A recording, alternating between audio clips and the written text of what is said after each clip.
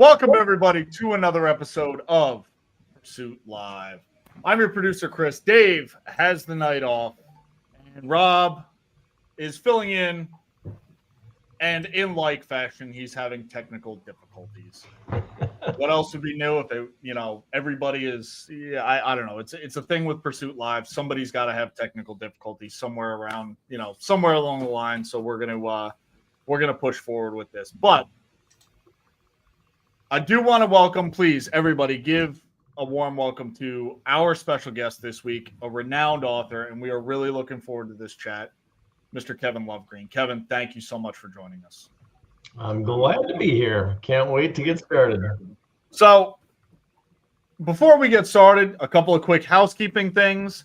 If you haven't noticed already, we are exclusively broadcasting on the Pursuit Live Instagram and the Pursuit Live YouTube.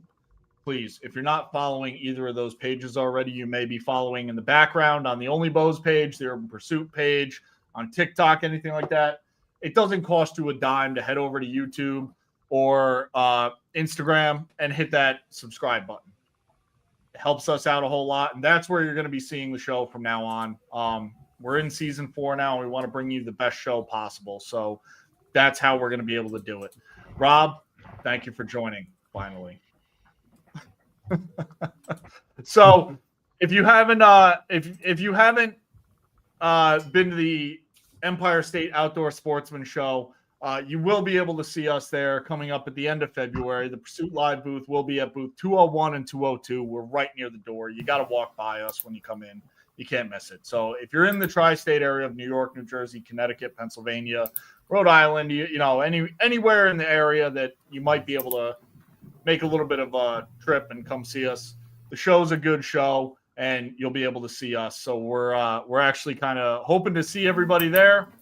Please come out and see us, and you can't miss us. Literally, you got to walk by us. So with that, additionally, I do want to announce the Great American Outdoor Show. The NRA Great American Outdoor Show is coming up very soon. I think we're 2 weeks away at this point. We will be down there for the opening day. Please, if you haven't hit us up yet, let us know. We'd love to meet up with everybody. We'll be down there, and we'd love to see everybody. So, I guess with that, Kevin, if you're ready, you want to dive into things? I'm ready to dive in. Where would you like to start? All right. So, here at Pursuit Live, I know we talked a little bit about this backstage, so I do want to kind of dive into who is Kevin Lovegreen. Let's just, I guess, tell us who you are to begin. Whoa, there's a loaded question right there. I am a simple guy that happens to love hunting and fishing. Found a passion to start writing books 13 years ago that absolutely never expected to do. Now I've written 26 books. I travel around the country to fire kids up to read, write, and enjoy the outdoors. And my ultimate goal is to create a reading frenzy at every school I go to. And it has turned out to be one of the most fun things I do. Just an absolute blast. A lot of traveling. Put about 33,000 miles on my truck last year. But it's been a true blessing. And it's something I would have never expected to have happen. Well, I guess before we really dive into anything, I do just want to take a second and thank you for what you're doing in the outdoor space, because getting the next generation involved is something that it's what we need to be doing as stewards of the outdoor community. I believe heavily in that. That's something that the show believes heavily in that. So we just want to take a second and thank you for what you're doing in getting the next generation involved. and sparking that fire within them to enjoy the outdoors. Yeah. Oh, you're welcome. I'm just glad I can help out any way I can in my little way. So it is a team effort to get kids back out in the outdoors. It seems like it's something that has taken a back seat the last several years. Obviously, sports is huge, and FaceTime on these darn phones and computers and stuff is a challenge. But I don't know. I get really inspired when I travel around the country. I say my people are 2 hours out of any big city, and I go to small little towns all over, and I find faith and I find hunting, and I see the kids really embracing the outdoors. So I'm inspired by that. But boy, the big cities, that's it. That's a challenge because those kids, there's a lot of them that look at me like I'm crazy when I talk about hunting and fishing. So I'm just glad the small town is alive and well. Well, listen, if it wasn't for small towns, America wouldn't be America. Let's face it. America is a lot bigger than just the big cities.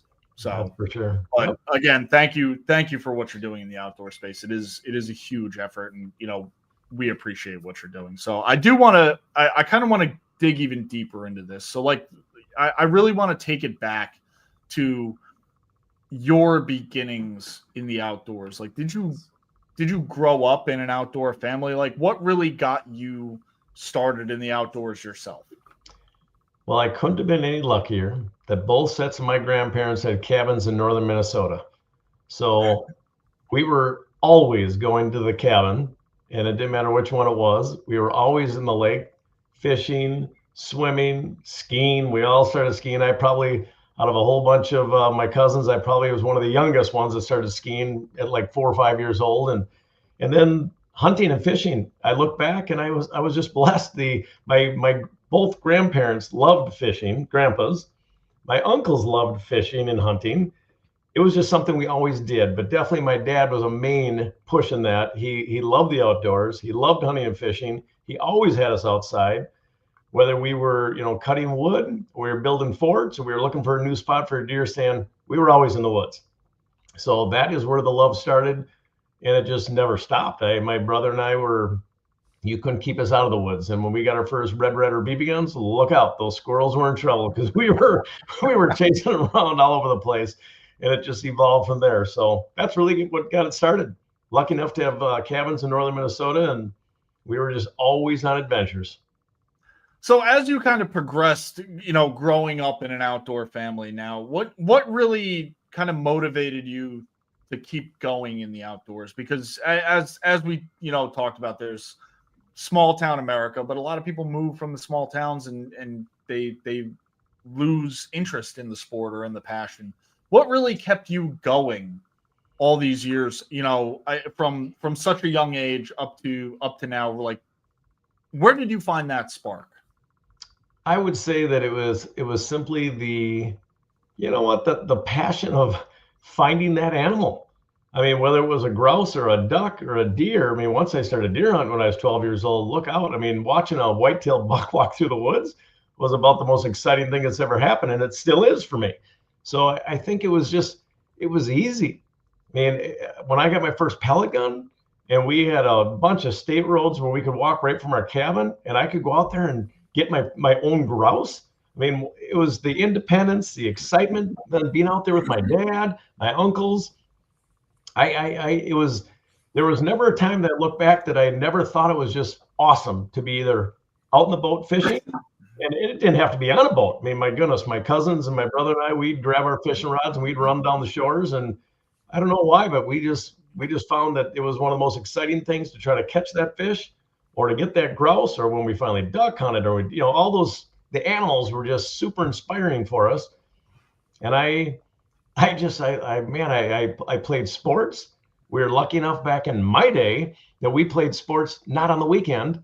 So we always had weekends open, and we would run up to the cabin.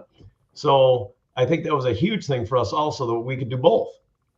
So I guess, that was it. I just never stopped loving it. And it's interesting for me when I run into somebody that's never experienced seeing a live animal walking through the woods or hearing a buck grunt. And I just go, man, if I can show that a little bit through my books, or explain that to somebody and get them fired up to want to give it a shot, that's pretty exciting too. So I guess I would ask, what really do you find most inspiring about the outdoors? Like throughout your career, what's that spark? Like what really drives you day in and day out to continue your passion for the outdoors? Well, I'd say now, the older I get, it's still the passion of finding that animal and seeing the animal. I don't take near as many deer and elk and things like that anymore. I much more try to find them, and we pass on a lot of bucks and looking for a bigger buck. So I think it's still the passion of, can you track that buck down? Trail cameras have changed our world, and we know it's out there. And now when you know that a decent buck is running around, well, it's just a pure desire of, can we find that deer and be smart enough to get close to them without them knowing you're there. So I think that's been going on forever, but even now, the older I get, I just love it. And elk hunting is a total passion of mine. One of the most physically demanding things I've ever done. And the older I get, the harder it gets. So even to get out there, just to get into camp when you got to hike in 3-4 hours is a major feat. But then to finally get to hear a bull elk bugle, get close enough to that elk to see him, it never gets old. I don't know. I absolutely love it. And when I tell people about it, if you've never witnessed it, I feel bad for you. It's like, come on, you gotta get out there and check it out. So it's just that passion.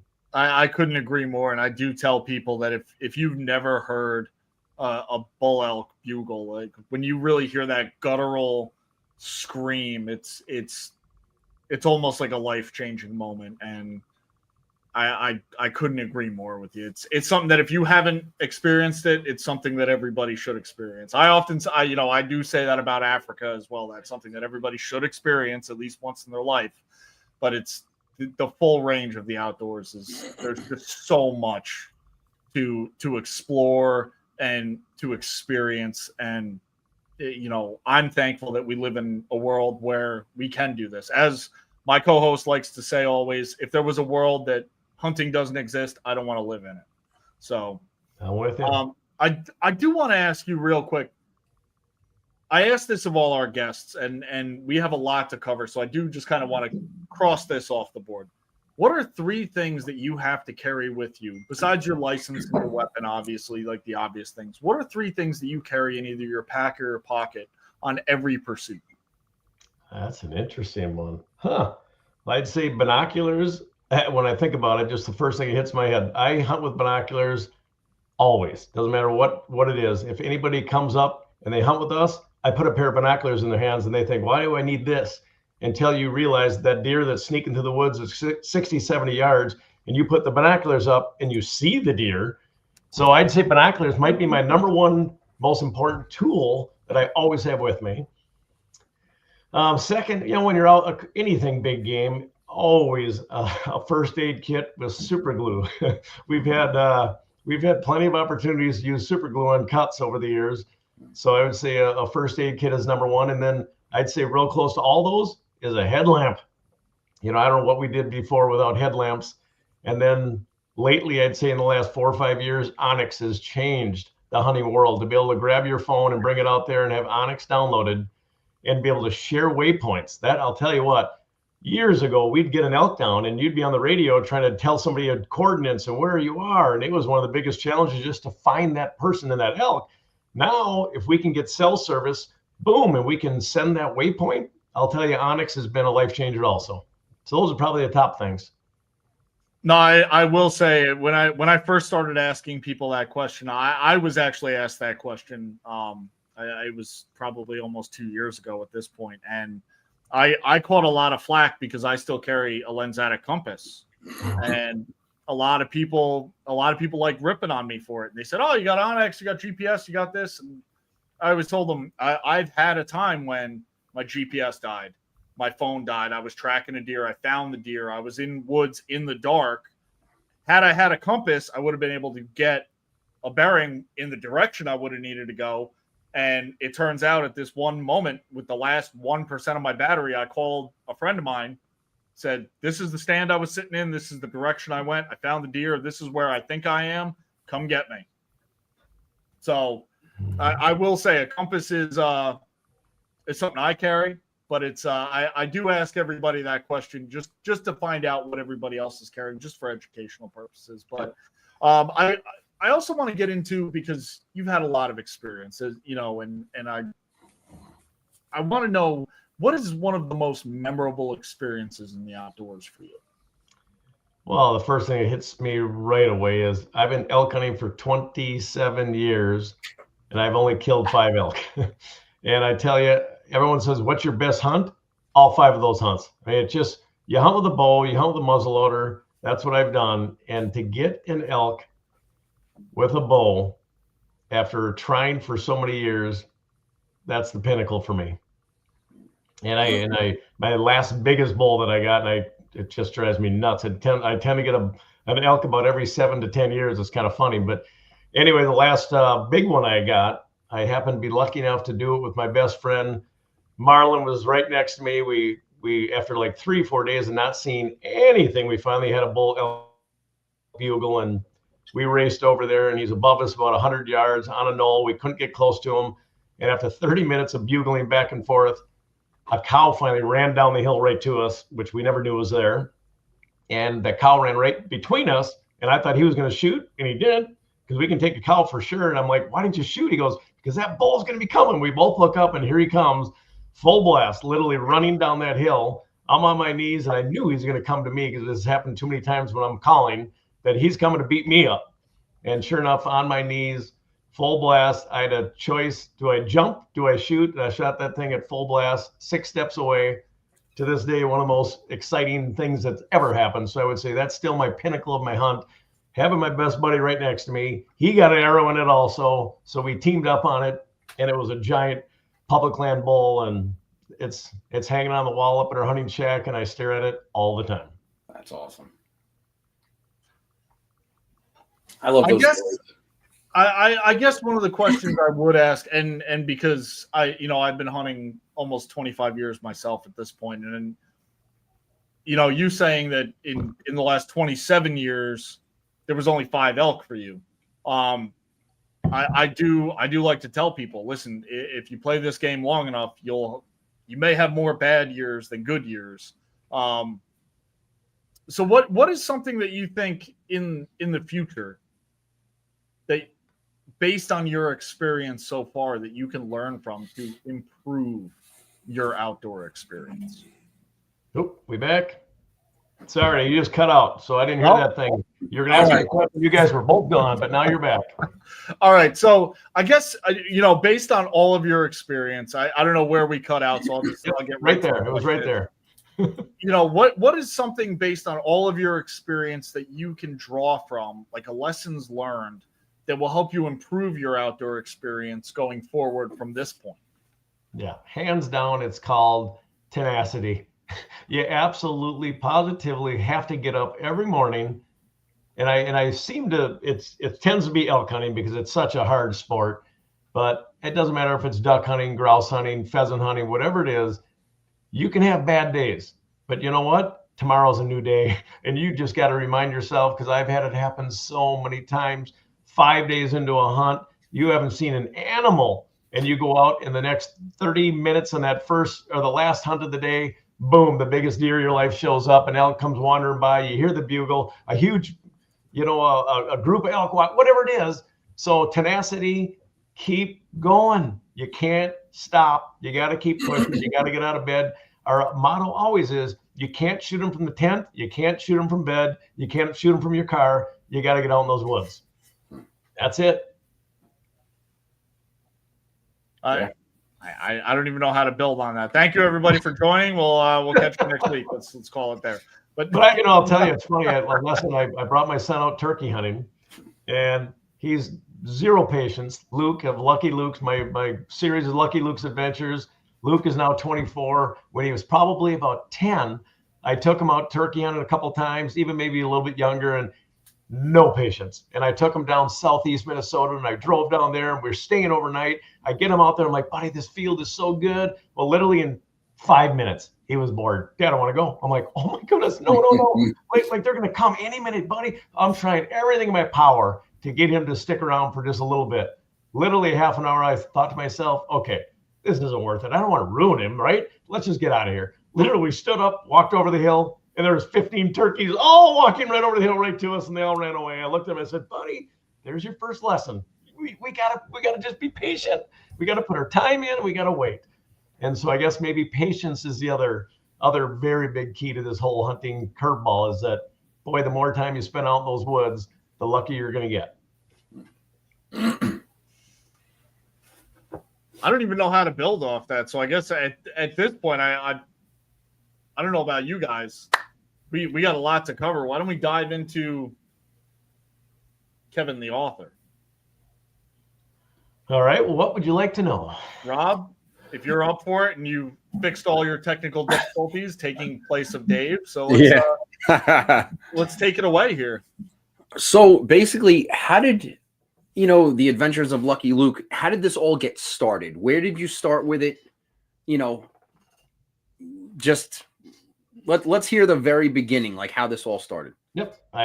So every school I go to, they all get to hear the rundown. So I'm pretty good at explaining the whole process. So here's what happened. 13 years ago, I sold a business. We had a family business. My grandparents started in 1948. It was metal fabrication. My brother bought me out 13 years ago, and I literally needed something to do. I was 41 years old, looking around saying, what's next? So I went to hire a life coach. And I didn't hire this particular life coach, but when I was interviewing her, she asked me a simple question: what do I have her do that's different than anybody else? And again, I believe my whole journey has been God grabbed me by the ear and just kind of drugged me along, because there's an awful lot of things I could have said that day. But what popped in my head as I told her, I had a journal. And she said, what's this journal all about? I said, I went on my first whitetail deer hunt when I was 12 years old. I had one of the greatest weekends of my life. My dad took me way back in the swamp in northern Minnesota. I had deer, I had action, I had all this stuff. But I came home, didn't want to forget a thing. And my mom had given me this journal that I didn't know what to write in it, but I wrote what happened on that weekend, so I went, forget it. But then I went on the second week of deer camp, and I had just as much fun. Came home, couldn't wait, wrote it all down in that journal. I kept most of my hunting and fishing adventures written in journals until I was 30 years old, just because I didn't want to forget. And every time I seemed to go out, something crazy would happen to me. So it made it easy for me to write all these stories down. So that life coach looked at me and said, I bet you nobody has one of those. You better go figure out what to do with it. Well, I went home, didn't even know where the journal was. I found one of them, and I told a friend of mine, literally without thinking, she said, oh, great, you should meet my mom. My mom writes children's books. And I said, what does that have to do with me? I was in metal fabrication. She said, just meet my mom. You might want to write stories about your adventures. So I met her mom. Her mom's name was Alice. She was a just amazing lady. She laid out about her, I think she had 4 books at the time that she had illustrated and written. They were beautiful picture books. She put them out in front of me. And she said, I have 30 minutes of my lunch break. We're going to get you to write a book. And I didn't know that was a plan with Alice. Well, anyway, in those 30 minutes, Alice was so inspiring and so amazing at explaining to me how much fun it was to try to figure out how to write these books and get them published. We were done with our meeting. She looked me in the eye and she stared me down and said, now, is there any reason why you shouldn't go home and just write one? And she knew I wasn't working, you guys. So it was kind of that she was ganging up on me with her daughter. I said, fine, Alice, I'll do it. So I literally got in my car, called my wife, said, honey, I'm going to write a children's book. And my wife laughed at me.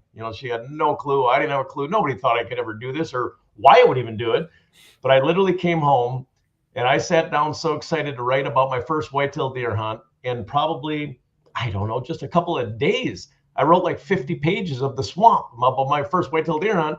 I sent it off to Alice and I said, here, what do you think? She just went, well, where did you get this? I said, what do you mean? I wrote it since we met. And she said, it took me a year to write my first book. How did you do that? I said, it's all my journal. I said, these are all based on real adventures. She said, man, it needs a lot of work, but you're onto something because it's a pretty cool story.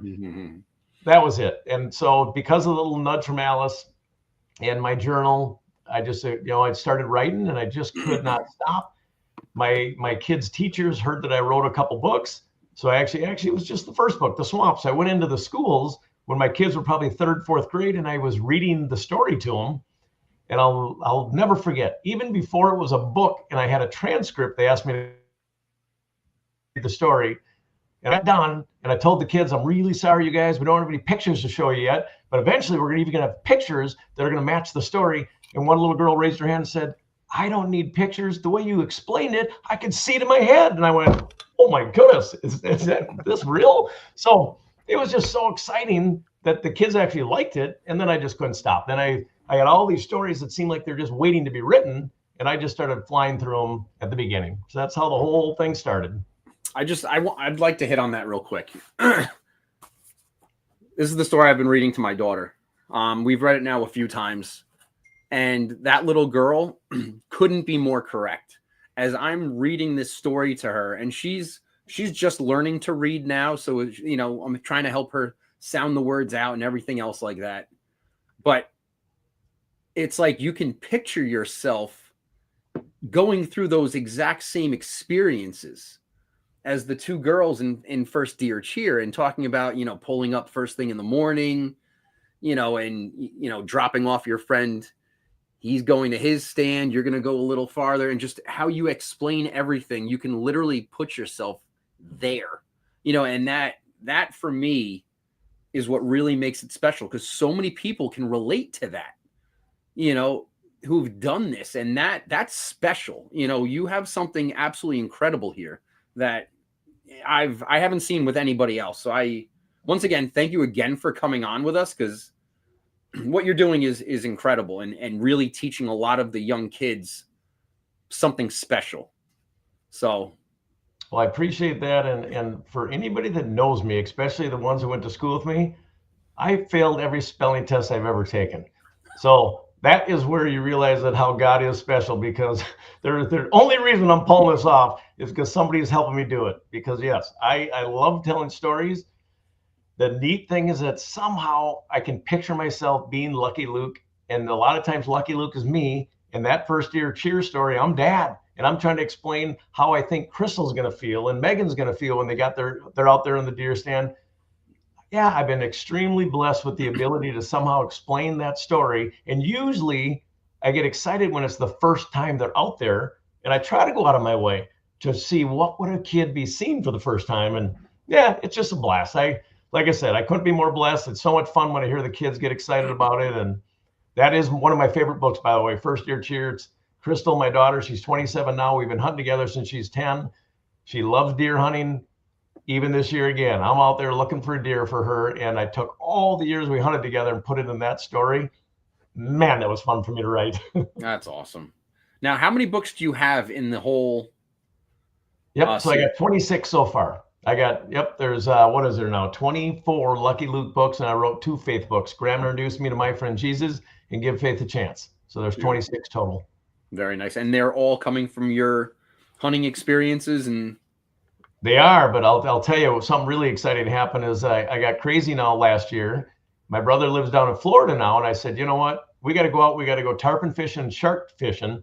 If I could go do it, then I could write that story. Because almost every one of these stories that I've written sometimes happened when I was 12 years old, 10 years old, 14 years old, 20 years old. This one, last May, we went out, we caught tarpon, we caught shark. We had one of the greatest fishing days ever. I came back and wrote that story where it was Lucky Luke, Dad, and Crystal going on the adventure. It turned out to be a really, really fun book to write. And that is exciting for me. So now the to-do list just got bigger. I got the Africa adventure. I got to get some of these more adventures done so I can come back and write these books more and not always rely on what happened in the past. So my wife's really excited about that, by the way. Well, if you want to schedule a shark trip or an Africa trip, you're talking to the right people.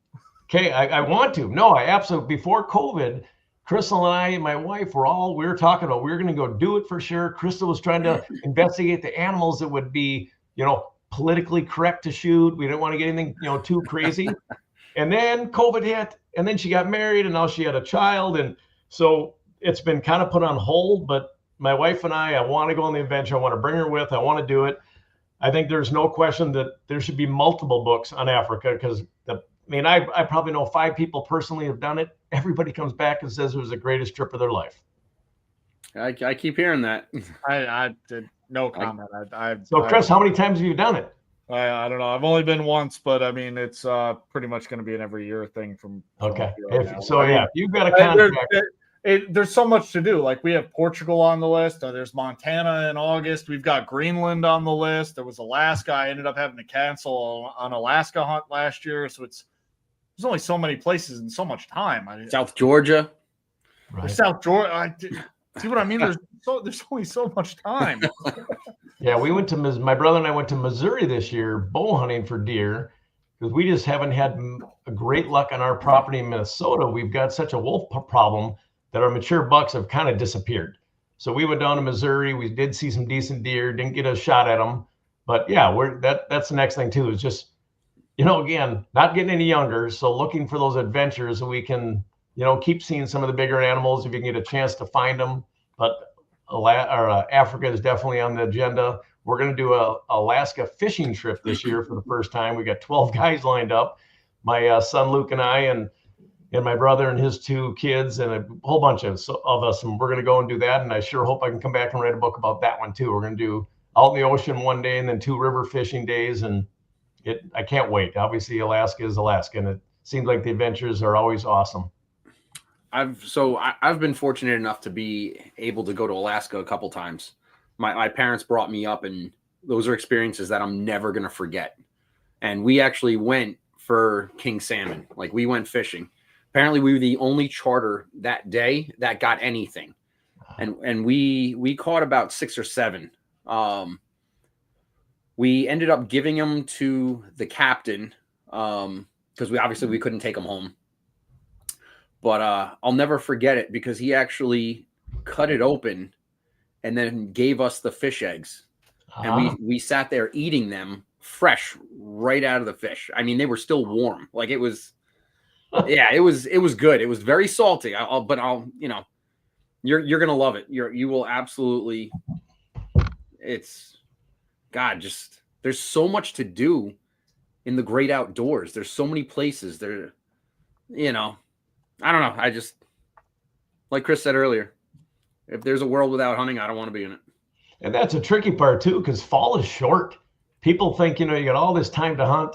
No, the minute, roughly September hits, you just got a couple months to bang this stuff out. And of course, we're usually busy, so you got things going on. So yeah, if we can sneak out, I usually do an elk hunt. And then other than that, it's, some deer hunting here and there and a couple duck hunts. And it is tough to kind of get that on the to-do list. And these days, you got to plan things out quite a ways in advance also. Since COVID hit, hunting got very busy. And so again, you got to do some planning. You got to get it on there. And our kind of goal was about every 3-4 years, try to come up with a different animal to go after. Mm-hmm. And now it's been a while. I want to do a caribou really bad. Never done that. That should be a book for sure.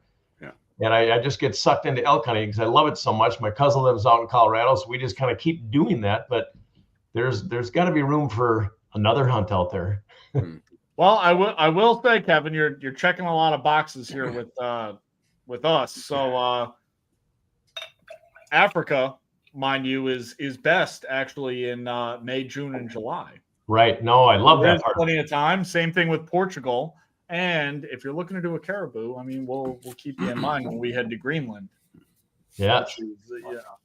Just saying, we have a caribou and muskox on the list in Greenland, so we'll keep you in mind when we start. Keep in mind for sure. There's nothing better than having somebody that knows a spot too, because you get nervous these days. It's tough, it's expensive to go on the hunts, so you don't want to pick something that's not going to be a good experience. So then you try to do the word of mouth thing and you try to figure it out. And I've yet to have anybody really tell me this is where you should go in Africa. Totally out of the blue. Literally a month ago, one of the biggest semis I've ever seen pulled up in our neighborhood. And my wife calls me and said, "What did you do?" It says something about taxidermy. I'm like, I didn't do anything. It's not me. Well, 2 big crates get pulled out of there. We go over there to our neighbors and they got 2 African animals that her brother took the nephews to Africa for graduation gifts. Wow. And they each had an animal mounted, and there it was. And I guess he was the president of a CSI. And she goes, "Oh, he absolutely knows where to go. He's done it a number of times." So I'm like, whoa. So all of a sudden there was my first connection. Well, you guys, I've got to make this trip happen. It's got to get on the to-do list and I got to make it happen. The only question is Rob going to join us? I got a couple years to go to retire, and then I plan on doing a lot. What was I just gonna mention something that you brought up? Oh, interesting about spending how much money on these hunts. Quick story. Earlier tonight, I was at my bow shop, or our bow shop here in the Northeast. The owner, who's been all over the world hunting. I mean, he just finished the Grand Slam. Just finished it. Wow. Or Super Slam. He told me that he heard a story about two guys. They spent $75,000 each to go for maybe Rocky Mountain sheep or something crazy. And they didn't get anything. And they pushed for 2 weeks. They got nothing. They went home with nothing, and it cost them $75,000. Now, once again, obviously, these are people with that money that can go and do this. That's chump change, Rob. What are you talking okay. You can pay for me. But, you know, and that's what happens. Like, it's not guaranteed. Right. You know, like you said, you've been out hunting how many times? You know, it's I don't know. It's tricky. That's what I mean. It's a big deal to commit to the hunt. And my deal again is you better make sure you're going with somebody you enjoy going with, because that's going to be key number one. And you better be going to some place you just enjoy seeing the scenery, because that's going to be number two. That's why I love Colorado. I've done numerous elk hunts. Unfortunately, we usually go for about 5 days. I probably have a handful of them, 5, 6 of them, where we never saw an animal. And I come back and people go, well, that had to be the worst hunt ever. I said, are you kidding? Every day there's hope that I'm going to see something around the next corner. But I said, every corner there's a mountain to look out. The sunsets are amazing. The sunrises are amazing. I love elk hunting. And that's a key. It's like, if I don't enjoy that hike and that beautiful, I'm spending time with my cousin and my brother, my friends, you better not go, because you know what? It's no guarantee you're going to see that elk. Yeah, absolutely. So anyway, all those experiences, you gotta hope, but you're right. Hunting is hunting. Absolutely no guarantees. Yeah, and you know, and that's something that we've hit on before. Is it's the experience. You know, killing something. It's not all about that. It's the whole. You know, like you said, what you're seeing, what you're experiencing. You know, the smells. You know, all this different things that every once in a while, like when we're in the woods, I'll get a whiff of something and I'm like, that reminds me of Jersey bear hunting, you know, because we're in there with all these different types of plants and, you know, you catch that, you know, and that's, you know, like you said, it's all about the experience and so, you know, infrequently about actually killing something. Yep. And then once in a while you get lucky and you shoot a big one and it just makes it that much better, right? I mean, it is, but yeah, absolutely. Literally I tell people, it's almost 80% is just who you're with, where you're going, and the experience of the adventure.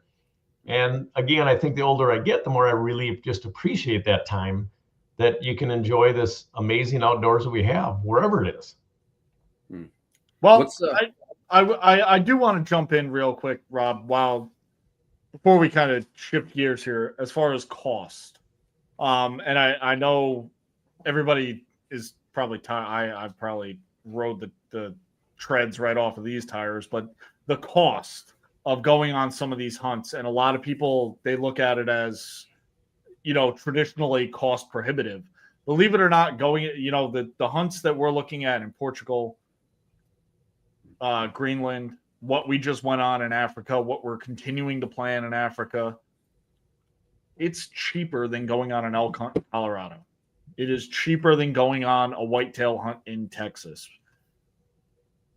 You only get one trip around on this ride, on this earth. So look into it. It's really, you know, if this is something that the viewers want to do, if this is something that you as an outdoorsman want to do, pursue that. Because it's not as bad as everybody thinks. Everybody thinks that you need that $75,000 to go on a sheep hunt in Colorado.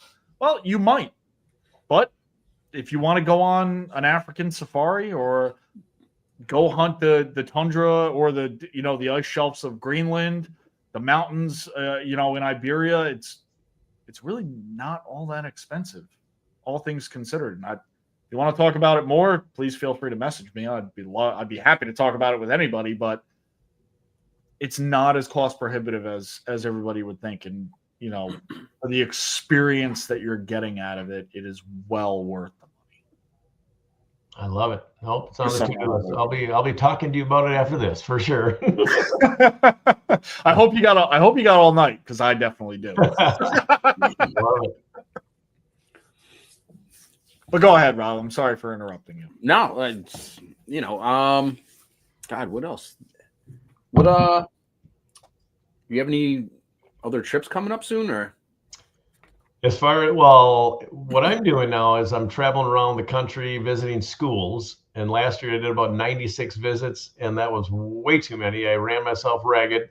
This year I probably have about 50 or 60. I pulled that up just so I could, what do I have now? 54. So I got 54 visits. I've been just so lucky to be able to travel around to all these crazy places. I'm looking at, looks like Nebraska, a bunch of Wisconsin, Minnesota, South Dakota, Iowa. So I that's what I got coming up. I scheduled myself some time off because I ran myself so ragged last year. So matter of fact, on Tuesday, we're heading down to Florida for about 2 weeks just to visit friends and family. And other than that, though, no real adventures set up for sure. Right now in ice fishing, something that's kind of funny. We might change that after the show. What's that? We might change that after the show. Okay, that sounds good. And then when I get down to Florida, it's funny. See, last year we ended up doing, in May, I went down there and we did the tarpon and shark hunting or shark fishing. The guide is just a gas. And when I talked to him about coming down in January, he wants me to go gigging for frogs and shooting python snakes. And I'm like, awesome. You gotta be kidding me.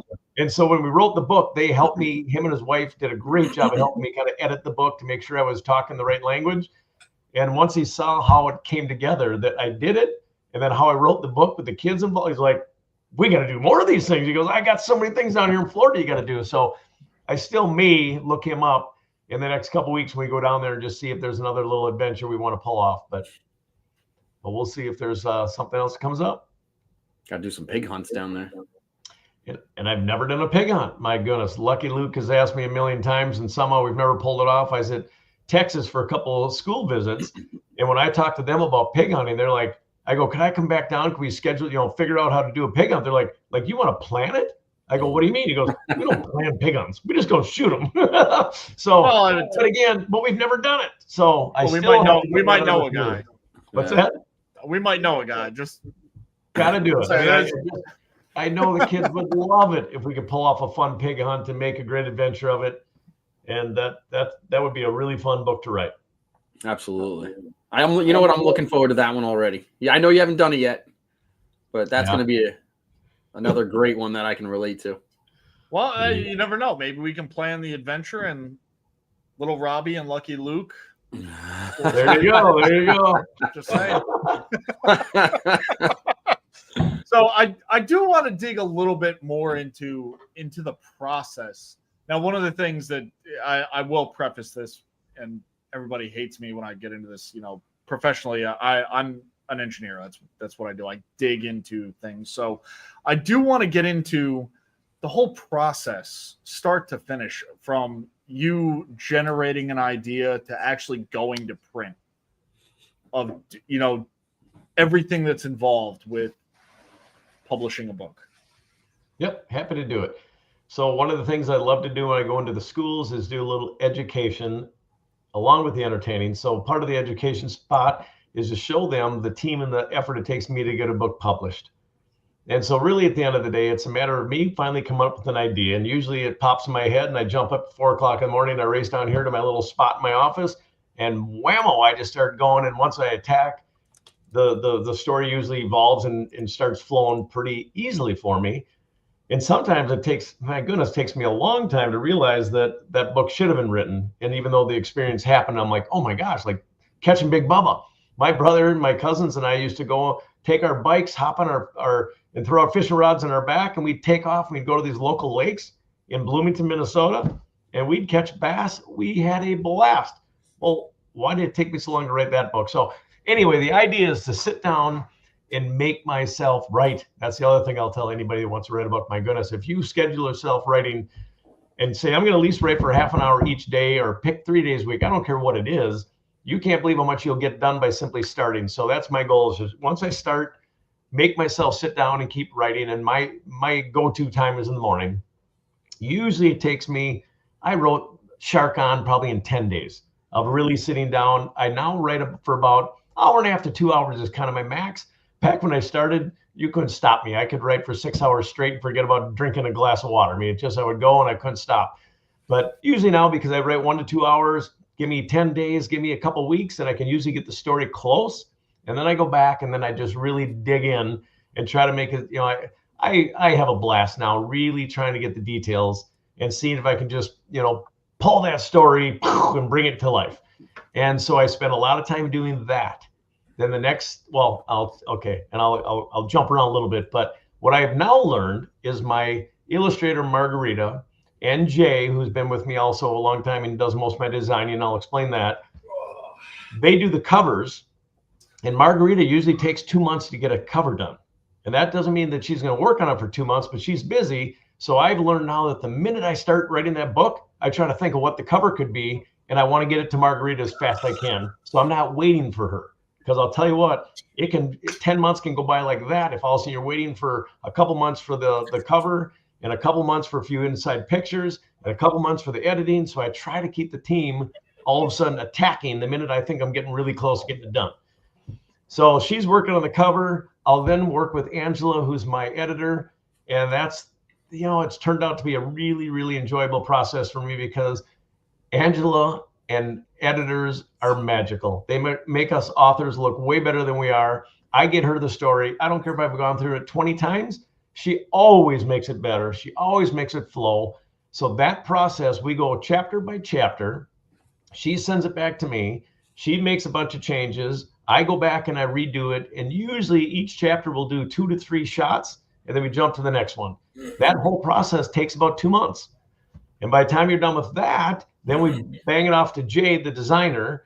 Jay then takes the words and plops it into a book and typesets it. And he's got his formula. And people say, well, you could do that. You can buy these software. I let Jay do it all. He's magical at it. He lays the book out. But then his ultimate job is to take that cover that Margarita drew, or Jay, he's done one of the covers also, or 2 of the covers, I guess, and then put the words on it and make these covers pop. His job is to take that and take what Margarita drew, but put the words on it to make it really, really cool. And then he does the back and he puts all the legal stuff on it. So once Jay gets that baby done, and again, Jay's really quick, and that still takes 2 to 3 weeks. So all of a sudden we're 5-6 months down the road already. And then as soon as Jay's got it done, we're ready to go to print. And then we send it off to the printer. Good news is printing, unfortunately, is really taking a hit right now. So the last 2 books that I just had to reprint, they really had them done in about 2 months, and maybe even a month and a half. Back in COVID days, you guys, we needed 5 months just to find paper. So I had to tell them how many pages my book was going to be 5 months before I even thought the book was done. And that was a major challenge. But now things have lightened up. So anyway, the next step, get this thing off to the printer. The printer then puts it all into a PDF and sends it off for our proof. We check off to say it looked great. And 2 months later, they give me a call, which they just got the email a couple of days ago, and say, we got our 3,000 books, 6,000 books, whatever I tend to do. It's done. You want them shipped to your house? You want them shipped to the warehouse? Now, there's the next funny part to start talking about. So I ship all my books out of my basement, and it's total chaos. I got half of my 3-stall garage. One stall is all boxes from Uline. My basement basically is now totally taken over by a couple computers, all my books lined up. I got hardcover, I got paperback. I have 2 gals that are just magical. They come in 3 days a week. They go in my basement and they ship. And then we stack all the books on my front steps, and I cross my fingers that the post office comes and picks it up, because that's a battle in itself. And then, or UPS, we got both of them at our front door, and off they go to the customer through our website. So it's a great process, but it takes time. 8 to 10 months is my typical go-to to really get it done, even if I push really hard to get things rolling. So that's the process. Is it always one at a time, or have you done multiple? Yeah, it's usually one at a time. And Last time I did the Ocean Adventure series, I did 3 chapter books back to back. And literally we were editing them. Minute one was done, we jumped to the next one. And when I told my editor that I wanted all 3 done by time that we could sell them for Christmas, she just said, "What are you talking about?" I said, "Yeah, we're going to do this. Come on, we can do it." So I had to rev her up. She got it done. But that was the first time we really worked on books back to back. And it was really hard. I mean, it just takes a lot of energy to make sure the book is good. And then you go to the next one, So that was hard. But I probably will not do that again. I mean, that was just, like I said, it was just a little bit too chaotic, trying to get the covers done, trying to get internal pictures done.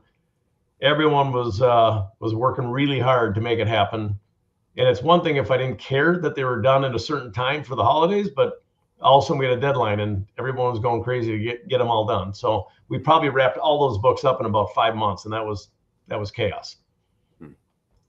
So I do, before we kind of lose this in the background, I do want to cover 2 questions we did have from the audience. One was from Sarvi Enterprises, one of our loyal followers here.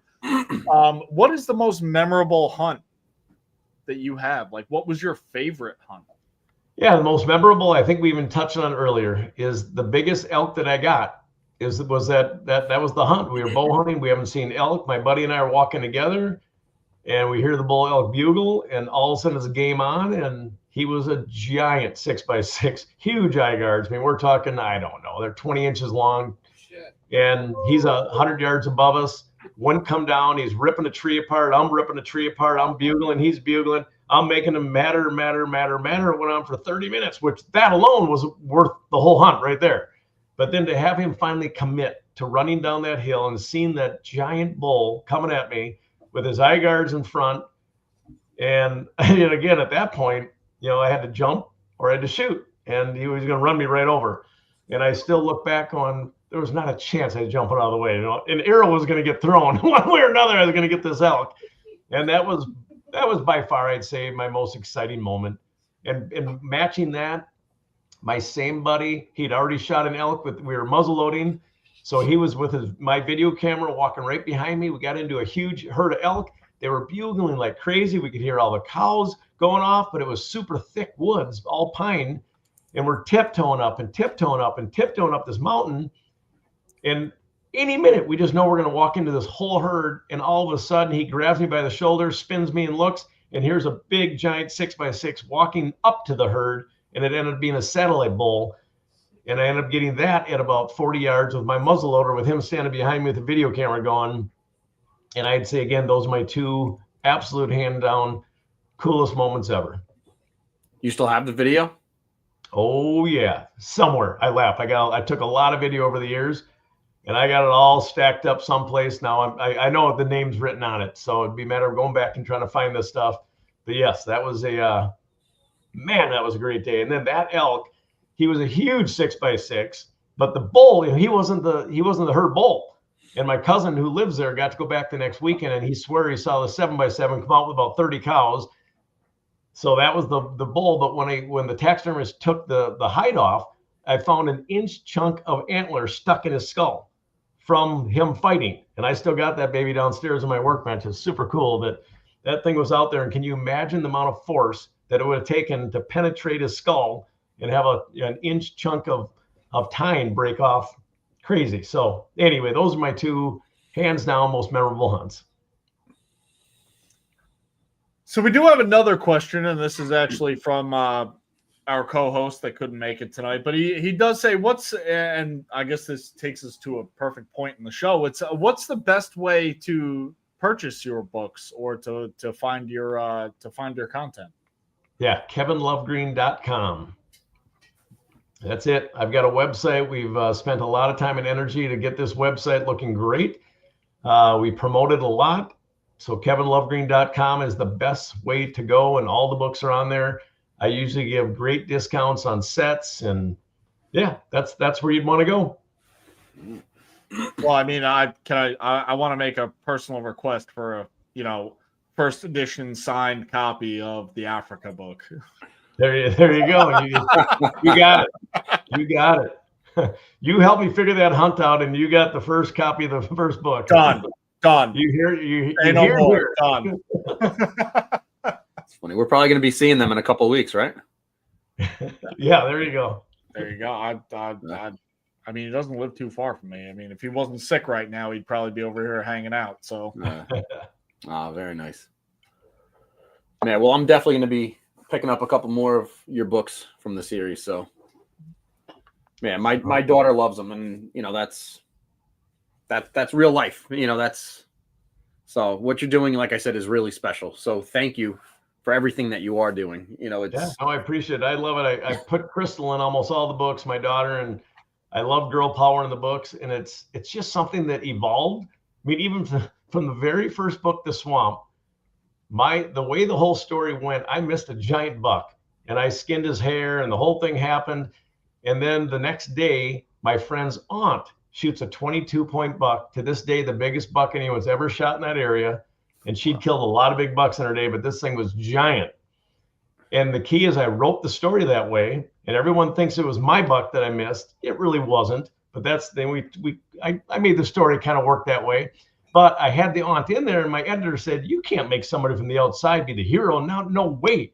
So I wrote Crystal in the very first book because I wanted her to be the hero, and it evolved. And I'm telling you what, the girls love the books because Crystal and Megan, who's in that one also, they're awesome personalities. It's so much fun to write about, but then the girls see themselves out there. And I love doing that. My rooster book, pheasant hunting, the girls are out there. It's like, it's been really fun to write them in there. And there's nothing more exciting when you hear a girl that's fired up about hunting. Absolutely. No, it's special. Yeah, you're absolutely. Yeah. Chris, what else you got? No, I mean, I don't even know where else to go from there. Kevin, if you could just take a moment and tell everybody again where they can find your content, where they can buy books, and how they can continue to follow your journey. Yep. KevinLovegreen.com is where you can find the books. We've got hardcover that a lot of the schools do. And the other thing is, if you're listening, and it's happened so many times, you guys, where I got 5th graders, 6th graders, 4th graders, they go back to their school and they beg their teacher or their principal or their media specialist and say, we need this guy at our school. And you guys, I show up. I mean, it happens. You connect with us. I go all over the country. It just happened this last week. I got to go meet the kid. They all brought him up and said, he's the reason you're here. He emailed you. You told him you should, talk to your principal, and now you're at our school. So if you want me to come to your school, I am booked solid this year, but we're already starting to book for next year. I would love to visit anybody's school, fire the kids up, and get them, create a reading frenzy at their schools. But the books are all for sale on KevinLovegreen.com, and I just hope we can get more and more kids reading the books, get them fired up. And if it gets them outside and get them off the computers, we are winning. So that'd be fantastic. Beautiful. Well, there you go. I mean, listen, if you ever want to come to the Pursuit Live studio and just, hang out with us and read books, like, we're all about it. I'd rather go on a hunt. Right. Yeah. We could talk hunting all day for sure. Yeah. That's the other thing that's fun is to talk some strategies on how we get kids out there turkey hunting, or how do you find that spot to put a deer stand up? It's amazing how many people don't know the basics that I was lucky enough that I learned by my dad and my grandpas, and we knew it because that's what we did. But there's a lot of people that say, how do you even find a spot to hunt? I'm like, oh boy, let's talk. Anyway, so that could be a whole nother episode of how do you get out there? I think turkey hunting is one of the greatest sports ever to get kids involved in hunting. Other than you got to get up really early.